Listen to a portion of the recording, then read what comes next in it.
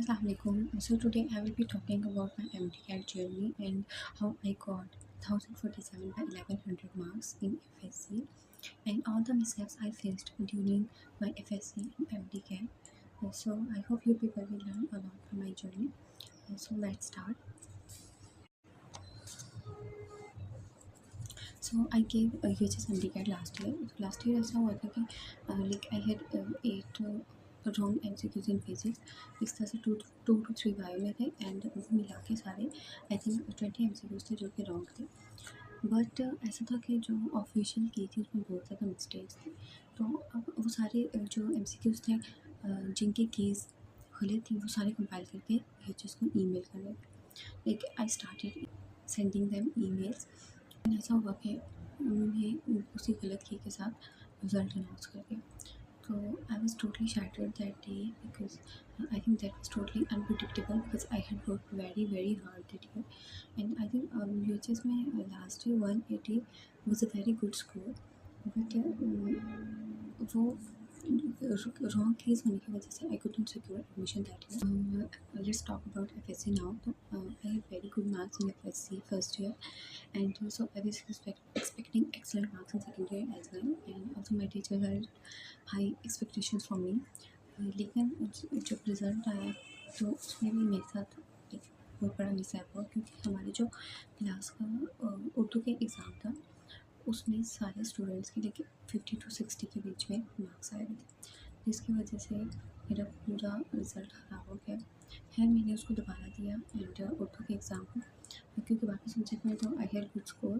तो मैंने उर्दू को इम्प्रूव किया and then I got 1047 by 1100 marks.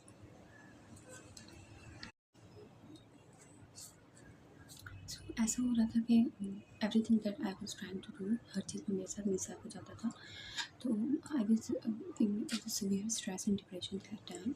But उसकी वजह से मुझे बहुत ज़्यादा हेल्थ इश्यूज़ भी हो गए. मैंने like मुझे ओवरकम नहीं हो रहा था because everything was totally unexpected.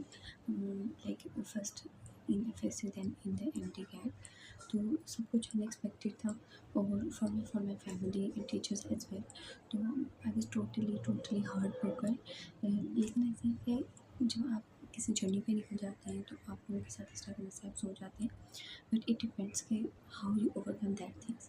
तो खैर मैंने तो बहुत मुश्किल से ओवरकम किया बट जैसे तैसे करके कर लिया. तो इस तरह के मिसहैप्स बहुत ज़्यादा स्टूडेंट्स के साथ हो जाते हैं. और आई थिंक जब क्योंकि मेरे साथ इशू ये था कि मैंने UHS का MDCAT दिया था बट जो लाइक स्टूडेंट्स अराउंड मी आल जो थे उन सब ने फेडरल का टेस्ट दिया था. फेडरल का test was quite easy last year. तो उसके साथ आई थिंक इतना इशू होता नहीं है उसका क्योंकि वो सॉल्व कर लेते हैं. So this year I got admission into CA. तो मेरे पास इतना टाइम नहीं था कि मैं MDCAT की प्रिपरेशन कर सकूँ और मेरा कोई प्लान भी नहीं था कि that I will give MDCAT again. तो ऐसा हुआ कि लास्ट में कुछ मंथ्स रहते थे. तो लाइक 1 और 1.5 to 2 मंथ वो लैप जब मैंने अपनी प्रिपरेशन स्टार्ट की. तो मैंने ये था कि लास्ट ईयर काफ़ी अच्छी शॉर्ट लिस्टिंग की हुई थी जिसने मुझे बहुत ज़्यादा हेल्प किया. जब मैंने सबको दोबारा से रिवाइज़ किया क्योंकि मेरा कोई प्लान नहीं था पूरा कि मैं MDCAT दूँगी. तो इस वजह से मैंने कुछ भी पढ़ा हुआ नहीं था. और लाइक इतना अच्छा जब आप एक बुक्स को छोड़ ले रहे हो तो उसके बाद रिवीजन करना भी थोड़ा मुश्किल हो जाता है.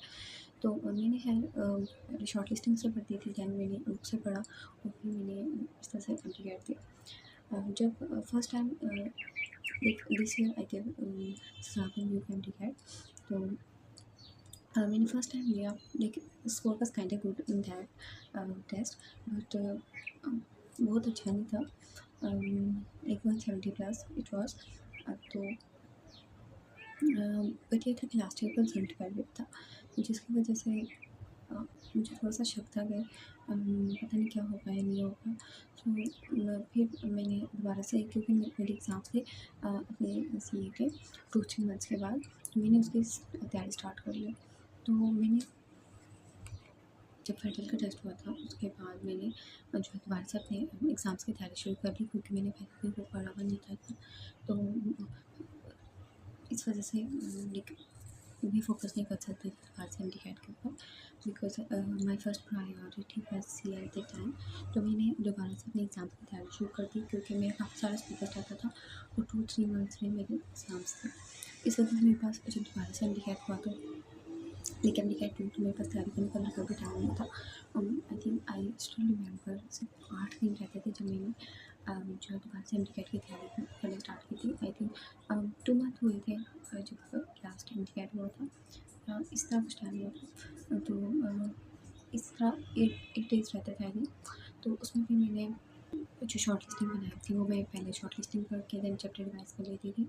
और फिज़िक्स का तो मैंने जो है कि लाइक शॉर्ट लिस्टिंग ही करके गई थी, क्योंकि मेरे पास टाइम नहीं था कि मैं पूरे नोट्स पढ़ सकूँ। इंग्लिश और फिज़िक्स की तो सब मैंने शॉर्ट लिस्टिंग की थी, और इसके अलावा मैंने बायो को एक बार पढ़ा था एंड केमिस्ट्री को भी एक बार पढ़ा था, और इसके 4 सब्जेक्ट पढ़े थे। पास्ट पेपर्स करने का मेरे पास टाइम नहीं था, और इस वजह से क्या हुआ कि जो पास्ट पेपर्स में से काफ़ी सारे एमसीक्यूज़ जो है वो पेपर में आए हुए थे, और उनमें से लाइक 5 एमसीक्यूज़ जो कि बहुत ज़्यादा ईजी थे, वो पास्ट पेपर में से आए हुए थे, और मैंने पास्ट पेपर सॉल्व भी किए हुए थे। इस वजह से क्या हुआ कि वो मेरे 5 एमसीक्यू गलत हो गए, और देन आई गॉट 185। इसके अलावा क्या था कि 3 एमसीक्यू जो है उनकी केस गलत थी आई थिंक, तो वो केस भी किसी ने ठीक नहीं किया।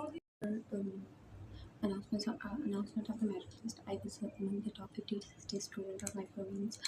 So then I got admission, but I was not sure कि मैंने MBBS की तरफ जाना है या CA की तरफ जाना है। तो अभी CA के मैं मतलब CA कर देती हूँ, लेकिन क्योंकि we don't have any doctor in our family, इस वजह से मेरी फैमिली ने काफ़ी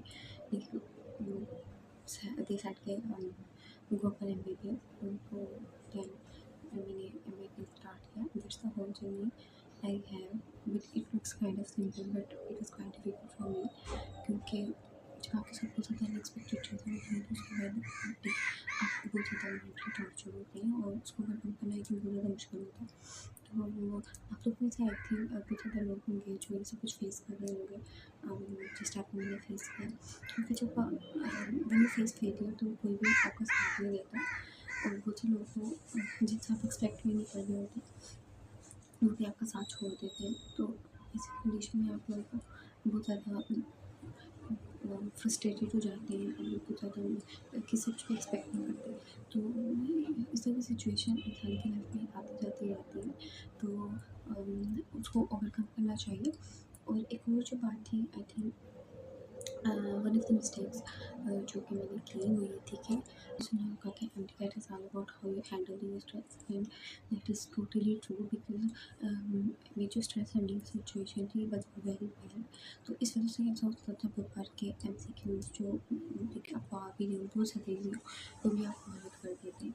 और एक स्ट्रेस की वजह से मेरी कंडीशन इतनी ख़राब हुई हुई थी, क्योंकि मुझसे बहुत ज़्यादा मुझे लाइक हेडेक होता था, बहुत ज़्यादा लाइक वीकनेस हुई हुई थी, और मुझे 3.5 घंटे तक पेपर सॉल्व करने के लिए बैठा नहीं जाता था। तो मैंने लाइक बहुत सारे चेक वगैरह भी करवाया। तो और इसके अलावा मैं हॉस्टल में भी रही थी व्हाइल डूइंग CA, तो वहाँ पे हॉस्टल का खाना भी अच्छा नहीं था। तो इस वजह से लाइक मुझे बहुत ज़्यादा बीमारी वगैरह हो गई थी, और इस जो मेरी स्टडीज़ वगैरह बहुत ज़्यादा इफेक्ट हो गई थी, क्योंकि मुझे बहुत ज़्यादा बॉडी में और सर वगैरह में भी पेन होता था। तो आप लोगों ने जो है तो while choosing your hostel you need to be very careful and you release your stress, and आपको अपने स्ट्रेस को कोप अप करना आना चाहिए। तो ये सारी सिचुएशन होती हैं जिसकी वजह से जो है तो लोग एमडी कैट फेल हो जाते हैं। So that's it for today. Kindly like, share, subscribe to my channel. Thank you.